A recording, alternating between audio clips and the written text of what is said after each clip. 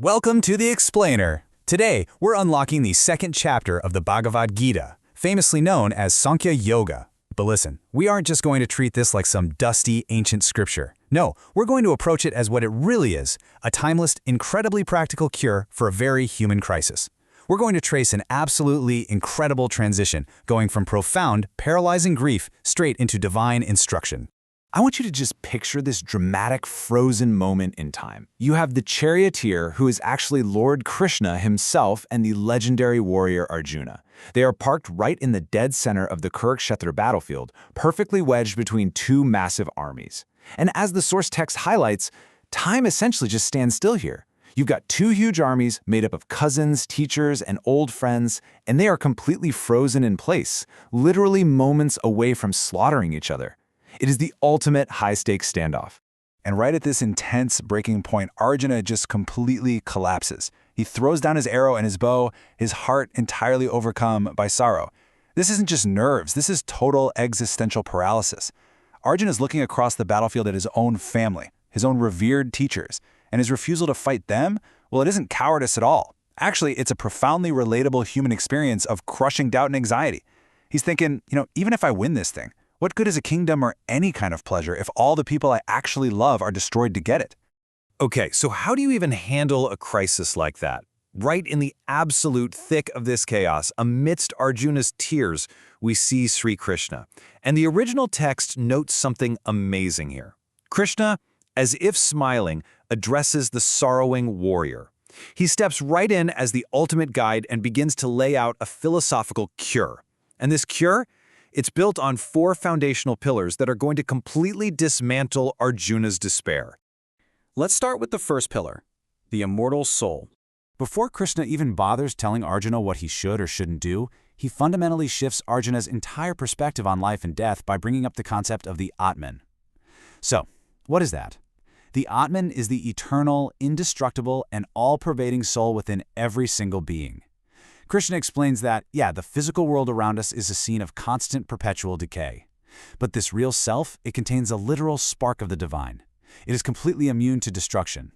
This all-pervading consciousness is the true, ultimate reality. And the original Sanskrit text drives this point home with incredible force. Krishna explains that the soul is never born, and you know what? It never dies either. He tells Arjuna point blank that this indestructible substance cannot be cut by any weapon, it can't be burned by fire, it can't be wetted by water, and it cannot be dried by the wind. The soul simply neither kills, nor is it ever killed. So the absolutely crucial takeaway here is the stark contrast between the physical body, which we all know is transient, perishable, and eventually decays, and the immortal soul, which is indestructible, eternal, and simply moves on to new forms.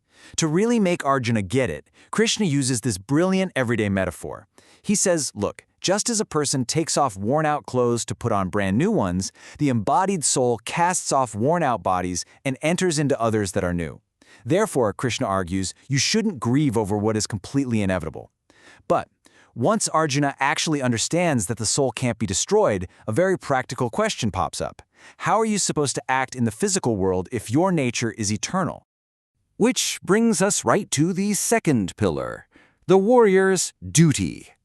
We've got to break down this vital Sanskrit term, swadharma. This translates basically to one's own inherent duty or purpose, which is prescribed by their very nature and their societal role. Now, for Arjuna, he's a kshatriya, a member of the warrior class. His innate duty, wired right into his DNA, involves heroism, majesty, and absolutely not fleeing in battle. His swadharma is to fight a righteous battle no matter how emotionally agonizing it might feel in the moment. And Krishna is absolutely unflinching about this. He delivers this incredible, resolute command, therefore Arjuna, fight. And he backs it up with a really stark warning. He says that avoiding your own inherent duty basically invites danger, disgrace, and evil.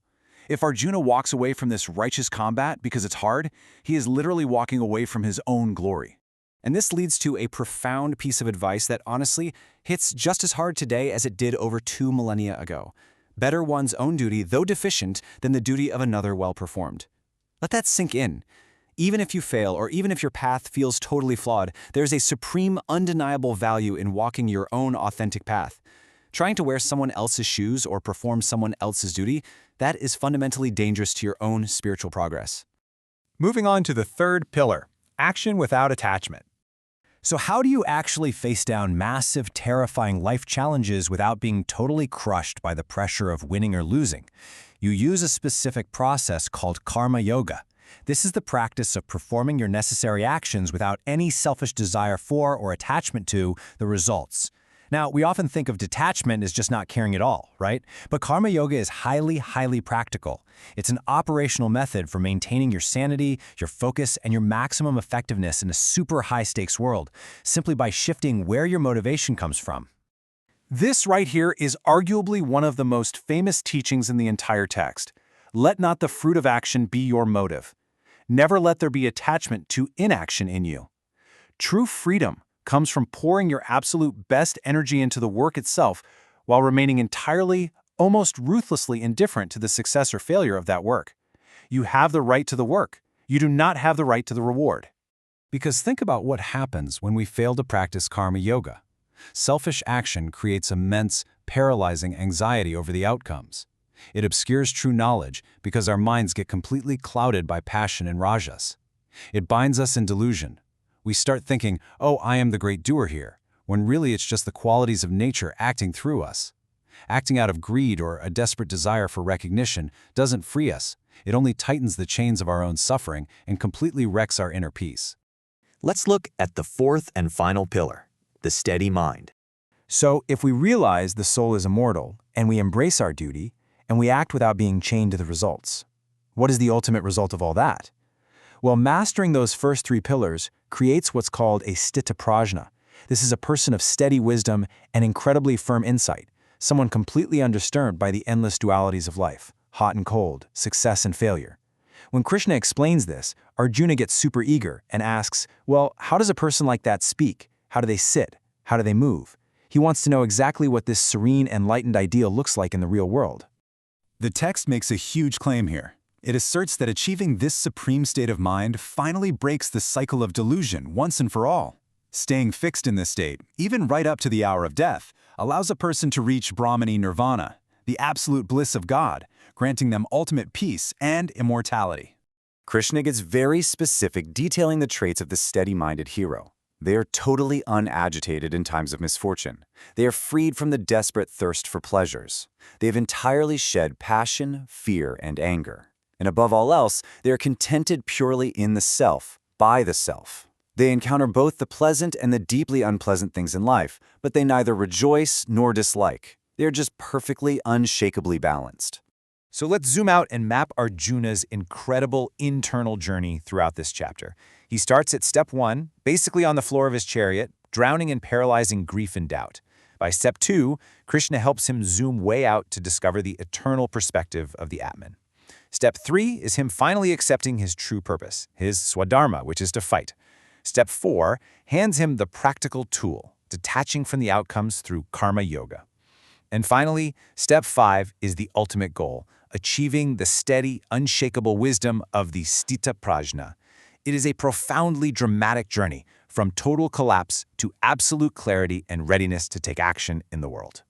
Which brings us to the end of this explainer, and I want to leave you with a final, slightly provocative thought.